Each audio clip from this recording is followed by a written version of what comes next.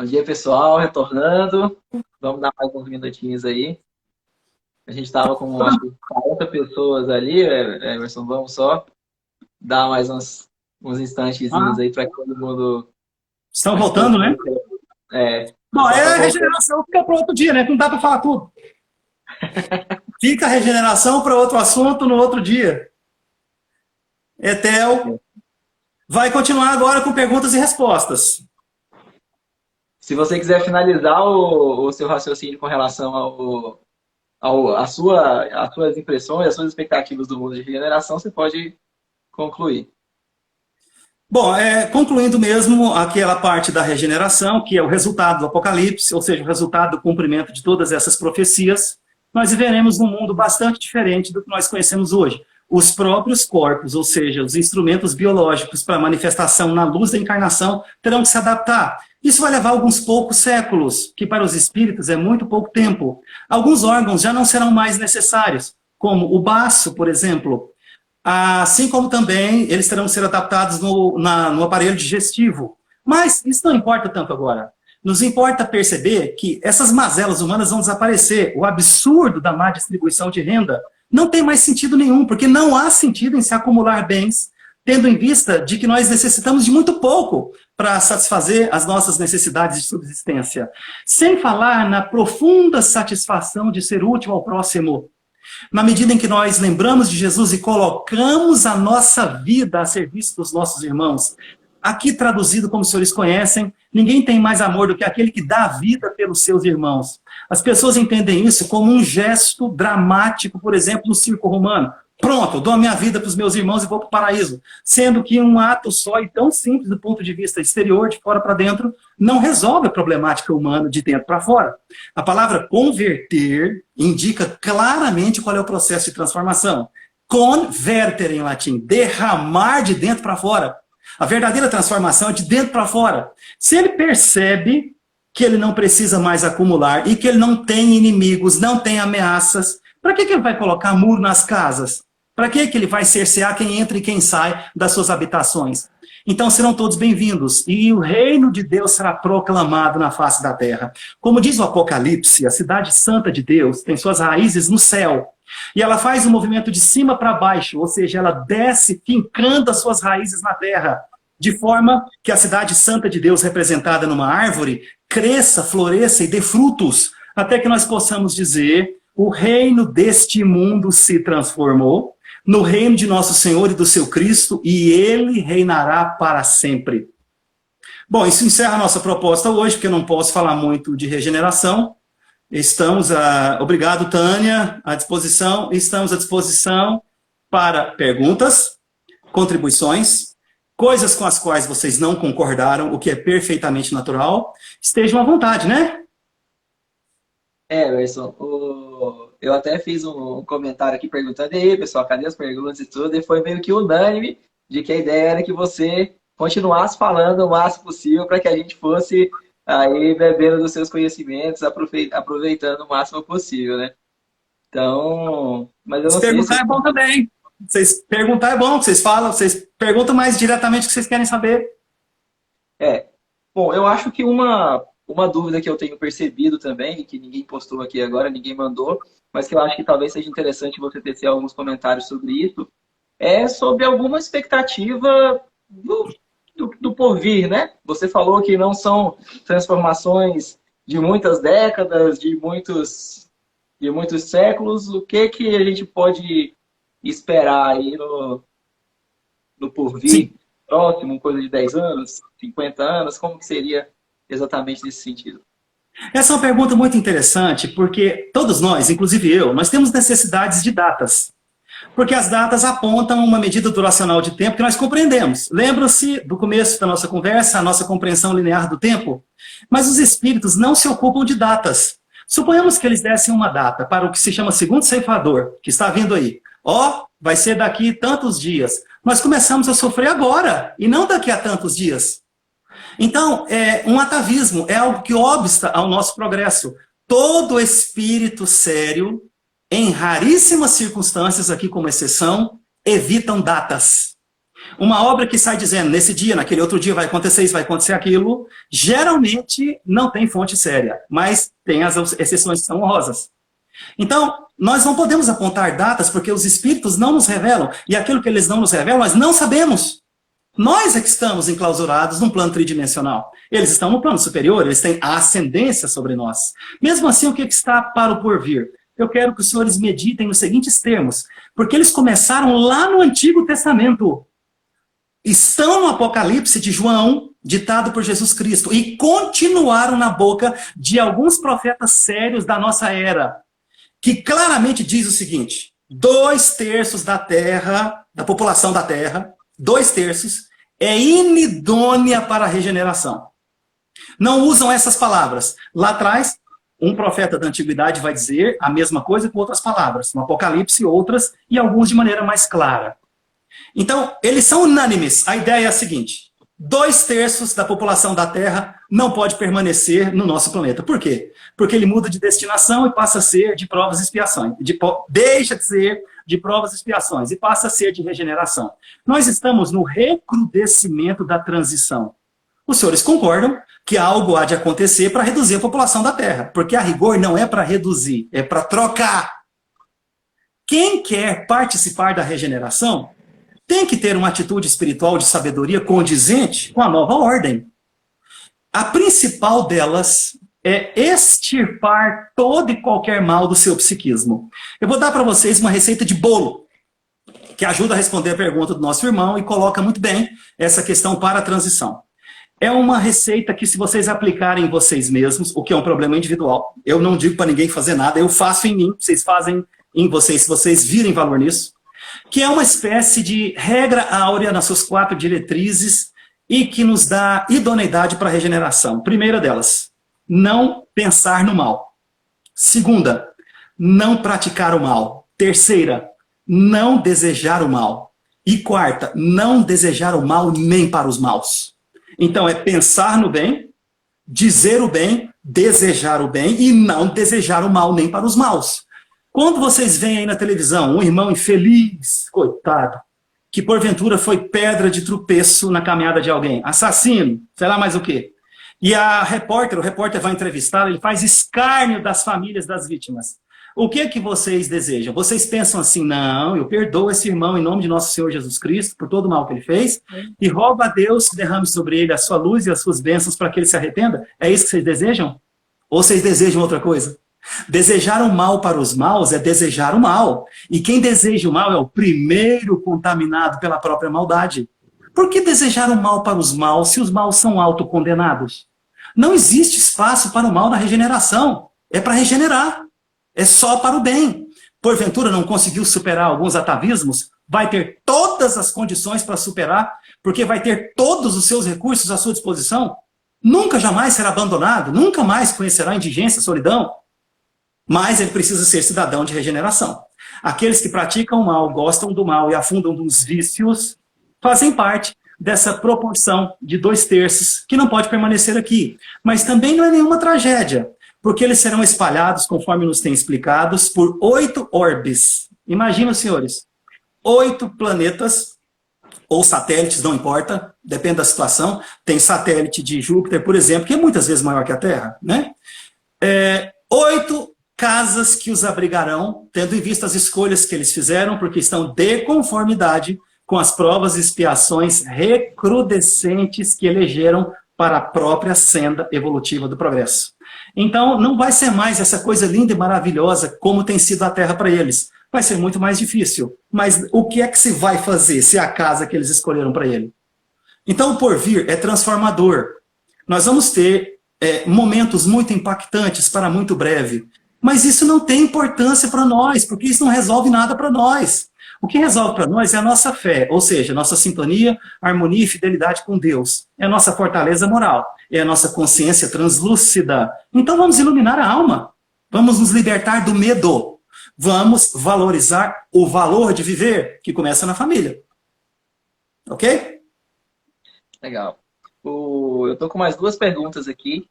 Uma delas, o Cairo fez uma aqui no grupo da Mac Luz, e o Etel não sei se é assim que pronuncia o nome dele, ele pediu e falou assim, ó, eu gostaria de saber sobre esse segundo ceifador. Sabia, né? Não tem jeito, né? Foi Etel que perguntou? Etel? Ou esse irmão aí? Bom, o que nós sabemos do segundo ceifador? No campo da forma, não sabemos nada. O que os espíritos nos dizem? Não tenho autorização para falar sobre isso. Então, o que nós podemos dizer? O que indica o Apocalipse. Que o Apocalipse aponta esses ceifadores. O Apocalipse, basicamente, é para alertar o que ele chama das igrejas da época, corrompidas, algumas indiferentes, outras praticando o mesmo mal. Ou seja, chamar, através dessas igrejas, a atenção das populações, como também prevenir com relação ao que está para acontecer e que deve ser evitado. E falar da ceifa, ou seja, falar de uma colheita que vai fazer uma separação do joio e do trigo. O Apocalipse aborda esses temas. Quando se fala de um segundo ceifador, nós estamos falando de um recurso de que se lançará a mão à espiritualidade superior para o recrudescimento desta separação.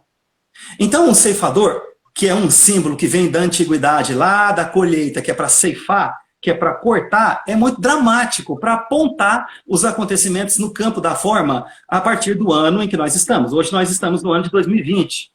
Mas o ceifador claramente dá a entender, nesse símbolo poderoso, que tem que separar o que interessa do que não interessa. Não estou falando das pessoas, porque todas elas têm valor para Deus. Estou falando da atitude espiritual predominante. Nosso planeta tem 2/3, mais ou menos, ou seja, em torno aí de 5 bilhões e 200 milhões de habitantes, de profanos.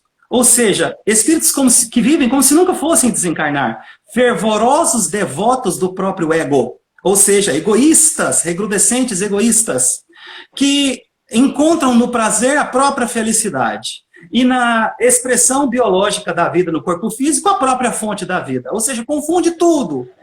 Superficializa e materializa tudo. Quando todos nós deveríamos, no mínimo, nos perguntar o seguinte, mas de onde que eu vim? E outra coisa, o que vai acontecer comigo quando eu tiver que desencarnar? Como é que eu vou estar? Quem eu vou encontrar? Para onde é que eu vou? Essas coisas fazem sentido, mas os profanos não as consideram, porque para eles o prazer é a própria felicidade. Essa é que é a população inidônea. Eles vão sofrer de maneira clara e ostensiva a ação desse segundo ceifador. Que recurso virá? Não sabemos. E nós só poderíamos aqui especular. Mas nós já tivemos um primeiro indicativo.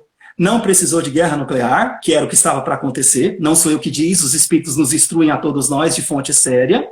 E evitada essa guerra nuclear, eles se utilizaram de um vírus artificial para fazer com que as pessoas voltassem para dentro do lar. E as coisas estão acontecendo. Então nós mais ou menos começamos a compreender como é que eles vão agir. Não precisa desses dramas impactantes, mas as coisas são irrefreáveis no sentido do progresso. A Terra tem que fechar esse ciclo evolutivo que está acabando agora. Nós temos que entrar na regeneração. Nós temos que estar preparados para a era de Aquário, dedicada à riqueza, clareza e iluminação espiritual. É o fim do materialismo, o fim da maldade no planeta. E é claro que a população tem que ser a população idônea. Como a maioria é inidônea, de 2/3, ela tem que desaparecer de alguma forma. E aí haverão os fenômenos que são os de que a espiritualidade que nos administra e nos governa lançarão mão para a troca dessa população.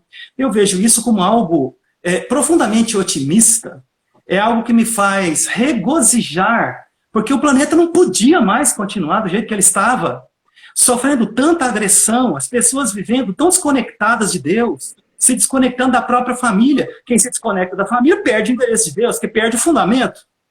Se ele resolver com a família, ele vai conseguir resolver bem na sociedade. Mas se ele não resolveu na família, como que ele vai resolver na sociedade? Se ele não deu testemunho fiel com relação ao menor, como é que ele vai dar no maior? Eu digo menor família. Os consanguíneos ou os que vivem debaixo do mesmo teto, convivem. Depois a família maior, o karma coletivo, a sociedade. É por isso que essas coisas estão acontecendo. O planeta está sendo preservado, começou a respirar de novo, e o planeta vai estar prontinho para a próxima ordem. Eu digo a todos os senhores, espíritas ou não, não importa. Nós não vamos ter outra encarnação de provas e expiações desse planeta. Ninguém vai ter, nenhuma. Estou falando dos encarnados. Esta é a última. Não dá mais tempo, não tem jeito. O que nós podemos fazer? Merecer reencarnar aqui mesmo na regeneração. Olha que maravilha. Será que alguém pode aspirar a um paraíso superior a esse? Porque o que adianta para nós um paraíso indizível se para nós paraíso não é? Então o paraíso é uma terra melhor.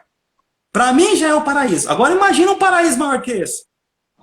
Então não nos preocupemos com o segundo ceifador, mas nos preparemos, porque a preparação é interior, não é exterior. É a fortaleza moral interior, não é nenhum tipo de fortaleza material exterior. Isso não vai adiantar nada, não vai resolver nada. Quem somos nós para frear esses acontecimentos? Mas nos preparemos, porque ele vem mesmo, não tem jeito.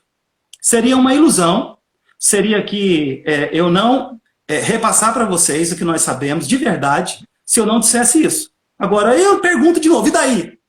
Vocês sabem quantas vezes nós já desencarnamos e reencarnamos? Por que ainda tem gente que tem medo disso? Eu não entendo. Quantas encarnações vai precisar para perder o medo? Vocês sabem qual é o problema da desencarnação? A ignorância em torno do fenômeno. Se vocês soubessem direitinho o que é desencarnar, mas eu digo direitinho, saber direitinho, com as suas minúcias, eu garanto para vocês, vocês não gastariam um único segundo das vossas vidas preocupados com isso. Então, para que nós vamos nos preocupar? Ai, meu Deus, vou morrer de coronavírus ou não? Vocês vão todos morrer de algum jeito, eu também. E daí, se for coronavírus? Não vai ser. Nós estamos vendo aí que é um vírus fraquinho. Já tiramos de letra, tá? Já estamos caminhando aí para outras situações. Não sei se boas ou não, não importa. Estamos caminhando para outras situações.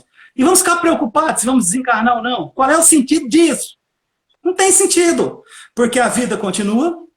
E como disse André Luiz, a morte é o jogo escuro das ilusões. E aí? Sim.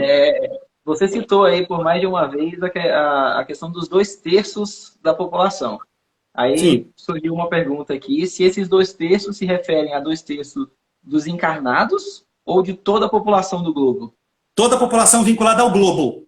Só que essa população está preservada nas suas proporções, tanto de encarnados quanto de desencarnados. Eu vou me movimentar um pouquinho aqui, porque eu estou com medo da bateria do celular acabar. Então eu vou conectá-lo, mas eu vou continuar aqui, tá vendo? Ó, estou encarnado. Ó. Tem mais uma pergunta, Emerson, que o Cairo perguntou. Qual seria o papel do Brasil na regeneração, na transição e na regeneração como pátria do Evangelho? Bom, na regeneração podemos falar muito pouco, porque eu precisaria de mais tempo para explicar as modificações que serão necessárias. Para a transição tem um papel importantíssimo. Não é porque eu estou encarnado no Brasil. Então, o meu objetivo não é puxar a farinha para mim. Ou seja, favorecer a compreensão de nós mesmos desses fenômenos. Mas o Brasil, do ponto de vista geológico, é a terra mais segura do planeta. Observem, a terra mais segura do planeta. Primeiro porque está no hemisfério sul. O hemisfério norte, praticamente em nada será preservado. Se vocês observarem, o karma mais pesado está lá.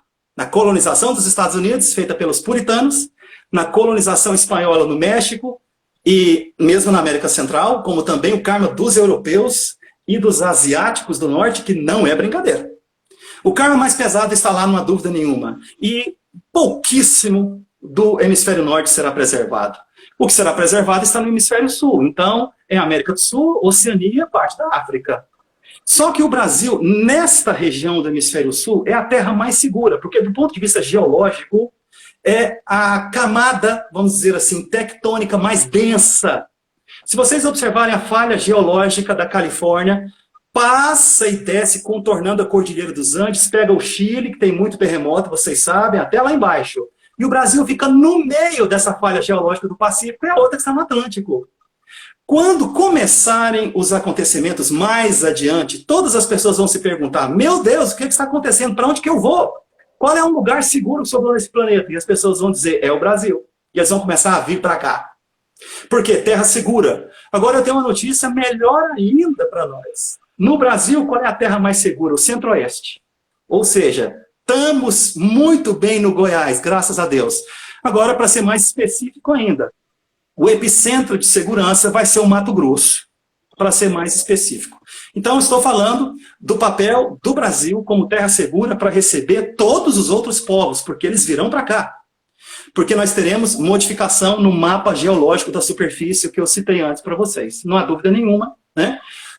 Recomendo aos senhores que desejam se aprofundar muito disso, a leitura de algumas obras. Uma delas eu vou citar agora, Mensagens do Astral, do Ramatiz. Vocês vão ver que tem muito detalhe, está claramente apontado lá por via mediúnica segura.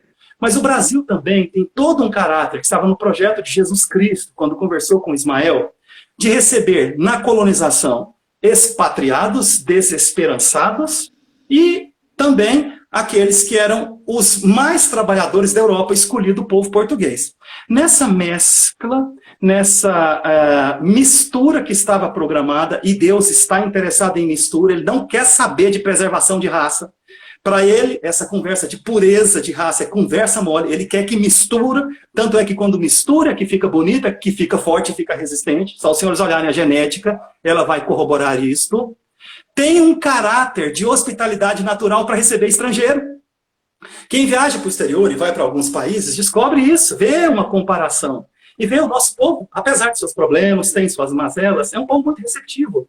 E vem gente de tudo quanto é canto para cá, muito em breve. Só que não se preocupem, esse muito em breve, do ponto de vista deles, não do nosso. Que muito em breve para nós é poucos meses, poucos anos. Muito em breve para eles é um pouco mais. Nós não temos autoridade para falar datas. Eles não nos revelam datas. Eles nos preparam com relação a acontecimentos. Vide o Apocalipse de João. Então o Brasil é uma terra segura, que não será completamente preservada, mas muito preservada para receber todos os povos. Nós precisamos de preservar isso para poder repovoar o nosso planeta quando estiverem todas as transformações já materializadas. Legal. Você tem mais uma pergunta também com relação aos desencarnes, aos expatriados. Quem perguntou foi Santos Alessandra. Então, Alessandra Santos. Quando numa família, pais são separados dos seus filhos, pai trigo e filho joio, por exemplo, ela citou aqui, perderás de vez o vínculo familiar? Quando ocorrem essas separações, nós apenas observamos o mapa histórico evolutivo, em outras palavras, ou numa palavra só, o karma dessas famílias. Essas coisas acontecem tendo em vista as escolhas que nós mesmos fizemos. Essa separação de corpos não implica necessariamente numa separação espiritual. O verdadeiro vínculo espiritual, a verdadeira afinidade, o verdadeiro intercâmbio energético, ou seja, a verdadeira comunicação de alma para alma, não necessita da presença física do corpo físico. Se isso ocorre, não é necessária uma separação real. Seria aquela que o livre-arbítrio impõe. Não quero me relacionar com essa pessoa, não quero vínculo com aquela outra. É uma ilusão de que nós estamos separados uns dos outros. Não estamos, porém, precisamos descobrir isso. Se isso ocorre, nós não vamos nos escandalizar e nem nos perturbar, porque as circunstâncias assim nos pedem. Mas guardemos a consciência de que no momento certo nós vamos nos reunir. A vida é eterna e nós vamos experimentar acontecimentos muito impactantes. Essas coisas vão acontecer. E eu pergunto de novo, mas e daí? Nós temos que estar sempre bem com nós mesmos, para que nós possamos estar bem com os outros depois. Se nós, dentro de nós, não estamos resolvidos, ou seja, não temos consciência da nossa própria natureza, das nossas limitações, do nosso desejo de melhorar, nós não temos condição de participar harmoniosamente com nenhum membro da nossa família. Apesar do constrangimento de convivência até certo ponto, não há necessariamente vínculo espiritual pela afinidade. Se ocorre algum tipo de separação, mesmo que seja pela invigilância do passado, mesmo que seja por algum acontecimento dramático, a que nós nos permitimos, perdoemo-nos. Eu me lembro de uma frase de André Luiz, em determinada obra: Deus nunca vai separar duas almas que se amam. Se Deus não vai separar, não separemos nós, e não nos preocupemos com essas coisas. E com relação aos entes queridos que já desencarnaram? Por que nós somos constrangidos a nos acostumar com esta relativa separação? É porque é necessário. É para a educação dos sentimentos. Mesma coisa quando um consanguíneo, por um motivo ou por outro, tem que ir embora. Outra coisa, Raul Teixeira falou disso numa certa palestra. O imã kármico. Vocês vão perceber que na época certa a pessoa vai sentir uma vontade enorme de viajar para determinado lugar. Não adianta, não tem como parar. É o lugar onde ele precisa estar quando começarem as mudanças. Não tem jeito. Então, eu já falei aqui para o pessoal. Daqui eu não saio, daqui ninguém me tira. Finquei as raízes no Goiás. E se quiser me convidar para ir para algum lugar, me convida para ir no Mato Grosso. Fora isso, Cláudia. Não sei se responde a pergunta, né? Não, eu acho que você comentou sim, e eu acredito, e eu acho até que a gente consegue buscar uma comparação, porque eu acho que todos nós temos isso, eu tenho, aqueles amigos que são muito queridos, que a gente passa muito tempo longe, até mesmo sem comunicação. A gente pode hoje ligar, se eu quiser eu posso ligar para eles hoje, mas a gente não faz. Mas quando a gente se vê, o afeto não diminuiu, o carinho não diminuiu. Então, se isso acontece aqui no próprio plano terreno e material, isso na eternidade, com certeza, é ainda mais simplificado, né? A Cláudia fez uma pergunta, o Emerson. Estou querendo um pouquinho mais de detalhes sobre a questão da inclinação do eixo da Terra. Que você citou lá os graus de inclinação, a questão da instabilidade. A pergunta dela foi assim, ó, o eixo da Terra, ele é explicado na Gênesis? Por isso queria entender sobre esse eixo da Terra. Ela queria entender sobre esse comentário seu sobre a inclinação do eixo da Terra. Sim, ele é explicado, mas nós entramos na mesma dinâmica anterior quando falamos de João Evangelista. Que termos ele ia se utilizar para falar dessa inclinação? Eu não me lembro especificamente, eu tenho que voltar a olhar, mas ele usou a linguagem apropriada para se referir a essa inclinação. Este livro do Ramatiz explica isso, Mensagens do Astral. Mas qual é a questão da inclinação do eixo da Terra? Na concepção do sistema, nós observamos que o nosso planeta é muito pequenininho e ele é protegido por Júpiter, que tem uma gravitação muito superior. Por que o nosso planeta tem vida? Do ponto de vista astrofísico, porque todo meteorito, meteoro, todo cometa, todo corpo estranho que entra na órbita do nosso sistema, portanto é atraído pelo Sol, quando vai atingir a Terra, é sugado pela gravitação de Júpiter antes. E o que é que cai aqui? Bloquinhos menores desses corpos estranhos. Então, a gente vê que o nosso planeta é parte harmoniosa do sistema que nós conhecemos, regido por uma estrela de quinta grandeza. Detalhe, ele tem o eixo muito inclinado. Por que esse eixo está inclinado? Porque no projeto sideral dos engenheiros cósmicos, durante toda esta fase, ele seria de provas e expiações. O espírito de Hermann Truffaut nos diz que esta parcela da humanidade, não é a civilização, veja, é maior. Esta parcela da humanidade está vinculada ao planeta já há mais ou menos 40 mil anos. Então, nós já estivemos aqui em outras civilizações, muito provavelmente, quase certamente, e todas elas de provas e expiações. Quando eles vão desenhar um planeta de provas e expiações, eles não podem desenhar um planeta estável, porque o planeta tem que ser condizente com os espíritos que vão habitá-lo. Se os espíritos são de provas e expiações, o eixo tem que ser inclinado, porque é daí que vem as provações. O homem não tem que derramar o próprio suor para retirar da terra a sua subsistência? Ou ele recebeu isso pronto, bonitinho, sem ter que fazer esforço? O homem não tem que superar as aparentes vicissitudes do meio? A irregularidade aparente e relativa do relevo das paisagens? Ele não tem que melhorar o ecossistema? Ele não tem que entender que ele faz parte disso? Na medida em que vem a provação, ele tem a oportunidade de, tendo sido provocadas as suas faculdades, desenvolver-se, aprimorar-se, evoluir. Então ele foi desenhado com o eixo inclinado, 23 graus e 30 minutos, porque era próprio, do ponto de vista didático, para as provas e expiações a que seus futuros habitantes se submeteriam. Como essa fase acabou, o eixo tem que corrigir-se. Aí eu pergunto, tendo em vista o caráter do que foi colocado agora, como é que se corrige um eixo planetário? Que eu saiba, só existe um jeito. Já vou dizendo que quem assistiu aqui o desenho Dragon Ball Z, sabe que não vai ter esfera do dragão para poder pedir um ser super poderoso para realizar uma obra dessa. Não existe um gigante que vai chegar com um dedo e corrigir, desentortar nosso planeta. Não é assim. Um planeta só tem sua órbita modificada ou sua gravitação influenciada quando ele sofre a ação de um planeta que lhe é gravitacionalmente superior.